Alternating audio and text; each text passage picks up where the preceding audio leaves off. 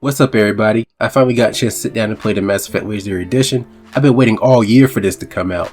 I've been putting up Mass Effect content out in preparation for its release, and those videos are still going to continue after the fact. Mass Effect has become a part of the channel. If I have an idea and the time to work on it, you'll get videos from me. What I've truly been excited for is not just the improved graphics. I've never been a stickler for graphics anyway, but for the changes they could possibly make within Mass Effect 1. So for this video guys, I want to give y'all my opinions of what I thought about the Legendary Edition so far. I played about 6 hours worth as this video. I've gotten we are from Therum, and I've played through Pharos. I want to play enough so that way I got a feel for the game, you know. I'm playing the games in order, so I haven't touched Mass Effect 2 or 3.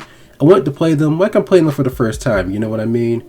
But before we get into the video, if you guys enjoy the content that I'm putting out, why not leave a like and subscribe? It helps the channel out tremendously, and I really appreciate your support. Now, onto the video. I'm gonna get this out the way. The game looks amazing. The characters look better. The armor definitely looks better. The worlds look amazing. Even the side planets. They made Bentu look interesting. Now that's an accomplishment. Mass Effect 1 is where you would expect to see the biggest jump in visual quality, and that holds true here. As soon as I landed on Eden Prime, it was like I was experiencing something different, something fresh. It didn't feel like just another playthrough of Mass Effect 1. It felt new, and that's what I was hoping for when I bought the collection. The same game, but a different feel. If there's one thing I could criticize, it was the ambiance when Sovereign showed up. It didn't hit the same as it did in Mass Effect 1. The developers were still able to make Sovereign feel ominous and threatening, but it just didn't have that same kick.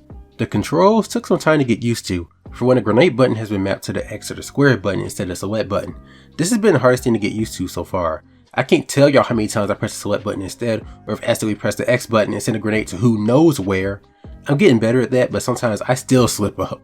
Some positives that I do have is that the sniper is useful at a lower level now. The sway is no longer there. As someone who uses the sniper a decent amount, being able to line my shots up quicker is a welcome change.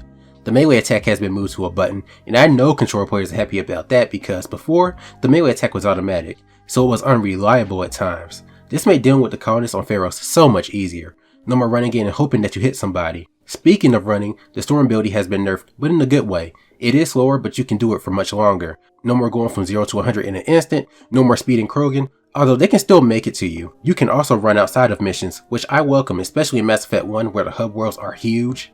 The Mako controls a little better too. It's not as loose as before, and it has some weight to it. Apparently you can disable the new controls and go back to the original ones, but why in the hell would you want to do that? The targeting system is an improvement too. Aiming in first person is better. I didn't even mess with the zoom cycles. The initial zoom was enough. Its shields have also been improved. I was able to take more hits from the Thresher Maw, where 1 or 2 hits in the original would have been a game over. The Thresher Maw also shows its tentacles, which is new. You only saw those in Mass Effect 2 during the Rite, which adds a new wrinkle to the Maw fights. The biggest negatives that I had were during the cutscenes. Every now and then a cutscene would either be real choppy like it's struggling to play, and on top of that, sometimes parts of sentences would be cut off. It happened mainly during Odina's cutscenes and once during Joker's. Shepard's dialogue would get cut off too, and I'm wondering, is it my hardware or is it a bug in the game? To find out, I went to a few forums and I did see that people were saying that's a bug in the game. I hope they fix that soon because it gets annoying having the conversations be cut short and not having their voices synced up with their mouth movements. Now I'm not going to blame it all on the game because sometimes my game wouldn't run smoothly as it should. I had some pauses every now and then. I believe that was my PC's doing, not the game. There were also some other little things that I liked, such as you can see the council members' names now. In the first game, it would just say Tyrian Counselor, Sorry Counselor, Solarian Counselor, you know, but now you can see their actual names. It's nothing major, but I liked it. They've also overhauled the merchant system, so now you can sell your items in bulk instead of having to do it one by one. Thank you for that one, as it was tedious having to comb through your entire inventory to delete unnecessary items. Overall, I've enjoyed what I played so far. It's rough around the edges now, but I believe the technical issues can be ironed out in time.